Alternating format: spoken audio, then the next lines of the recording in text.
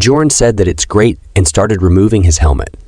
In confusion, Misha asked him about what was so great about it. Then she got scared and asked Bjorn to stop and stay away from her. She asked him what he was trying to do to her, as she was not ready for this. Then Bjorn opened his hand, revealing a ring. He asked her to take it. Bjorn grabbed Misha's hand and directly fit the ring on her finger, saying that he had been saving this ring until he found someone worth giving it to. Misha was confused and asked him why he was giving it to her. Then Bjorn asked Misha to swear on her guardian god that in exchange for the ring, she would stay by his side. Misha was too embarrassed and shocked. Then she asked Bjorn if he had gone crazy or something. Then Bjorn threw another line towards her, telling her that the moment she accepted this ring, he, with his honor as a warrior at stake, would stand by her side and support her, hoping that she would do the same. Well, what can a single man like I say in a situation like this?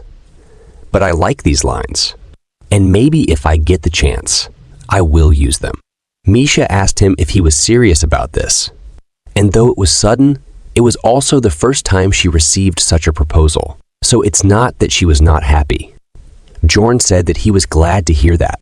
Then Misha apologized to Bjorn and told him that she never once thought of him that way. She said that she was not saying that she didn't like him, it's just that he was. Bjorn got confused about what she was trying to say. Then, with embarrassment, she blurted out that she liked skinny guys. Bjorn got scared by that and asked about what she was suddenly talking about.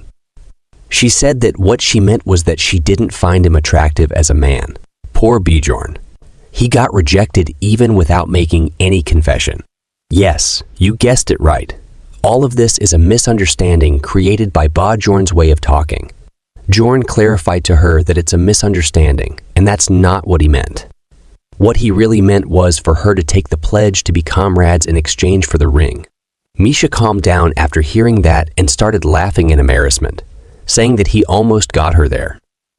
Bjorn told her that she could end the agreement at any time by getting him the same ring, or by making him a profit of 15 million stones, and asked Misha if she understood. Misha got angry and said as if, and asked him about what the hell the ring was for it to be worth 15 million stones. Bjorn grabbed her hand, saying that 15 million stones is a bargain. This ring can fulfill a long-held desire of hers. Bjorn couldn't have made this choice if he hadn't been playing Dungeons & Stone for nearly a decade. Misha was confused about what he meant by that. Bjorn was actually going to awaken Misha. If you guys still remember, this ring is the No. 9425 Frost Spirit Ring. It's a numbered item that Bjorn got from Raven Master, who is the master of the Altimian school. If you guys still don't remember, she is the blonde mage. Altimian school is the magic school, like a branch of magic. Let's talk a little about this ring. At first glance, it's easy to dismiss this item as worthless. But when this item is destroyed, an unusual effect occurs. It may seem like a practically pointless option that doesn't even deal damage. But after several attempts, Bjorn found out that if it's being worn by a therianthrope who has yet to make a contract with a spirit beast, an event occurs, and the character meets a magical beast called Scadia that is sealed within the ring.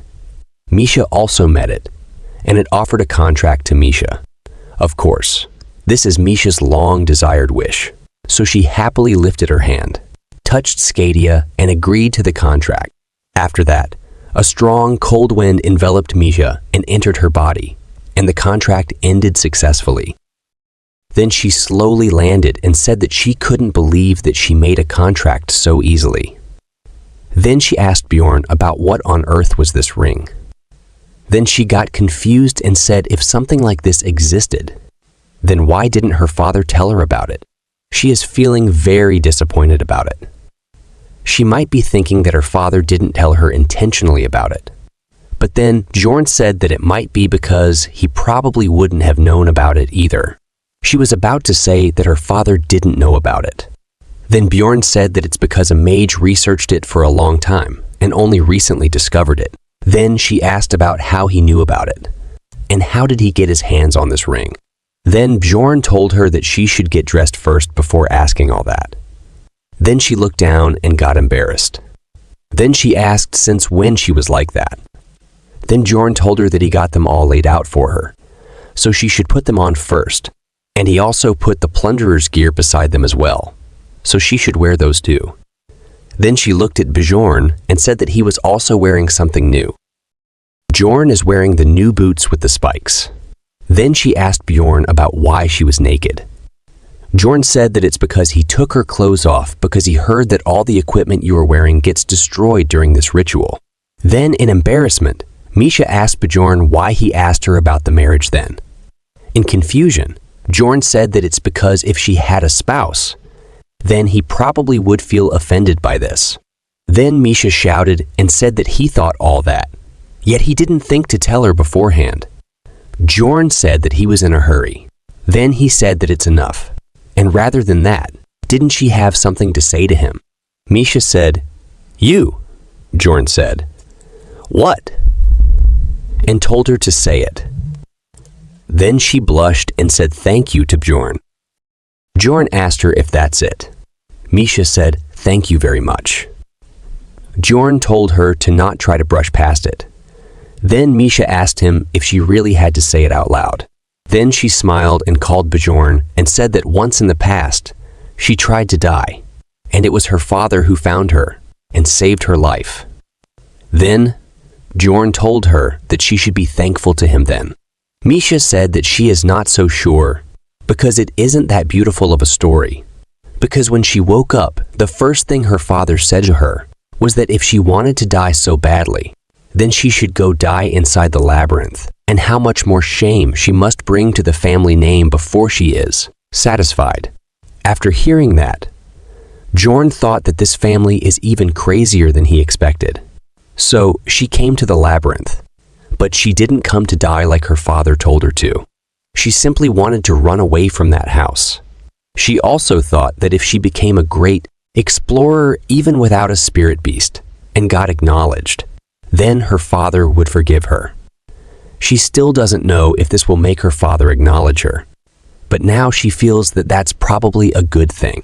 Then she bows down and sincerely thanks Bjorn for it, and says that she will not forget this favor until the day she dies and have this imprinted deep within her heart. Then he asks her if she swears to the guardian gods. Then Misha happily puts her hand on her chest and says that she swears to the guardian gods. Now let's talk about the powers that you got after the contract with the spirit beast. The first type of power you can get is summoning. As its name suggests, it summons the beast. The second one is strengthening. Same here, you can understand by the name itself. The next one is powers. Well, the powers depend on the type of beast that you sign the contract with. Therianthropes who sign contracts with spirit beasts usually gain one of these three types of abilities. And in Misha's case, her body is permanently imbued with Skadia, the ice magical beast, so it was the strengthening type. And she tested her new powers on the monsters called wraiths and killed them with one punch. Well, they are just 9th rank monsters. But the main thing is that they can finally have a way of making the attribute attacks that they wanted so badly in the Witch's Forest. And both of them are very happy about it. And from now on, they will be able to take out the spirit monsters like wraiths. With the attribute attack, Misha could fight on her own. But just as there are levels to a barbarian spirit seal, Therianthrope's spirit beasts also advance in stages. And Misha is still on stage 1, so she can't imbue her weapon with her attribute. She was a fighter before too, so fighting right away shouldn't be a problem for her. But the Witch's Forest is not an easy place to fight all alone. Then Misha said there are more coming. Then Bjorn told her that they should get away from there. So both of them start running. The real survival begins right now. Around 11 hours have passed since they're separated. During that time, they fought the monsters that had fewer numbers and avoided the ones that had more, and caught countless monsters. They got quite a lot of experience points from killing all kinds of monsters. It's a good thing for them that they haven't encountered a 7th rank monster yet. And despite Bjorn's fears, there's no sign of Elisha coming for them. but the frost spirit ring that disappeared while awakening Misha. The ring's disappearance activated the corpse golem's passive skill, and the acidic blood has corroded Bjorn's gear here and there.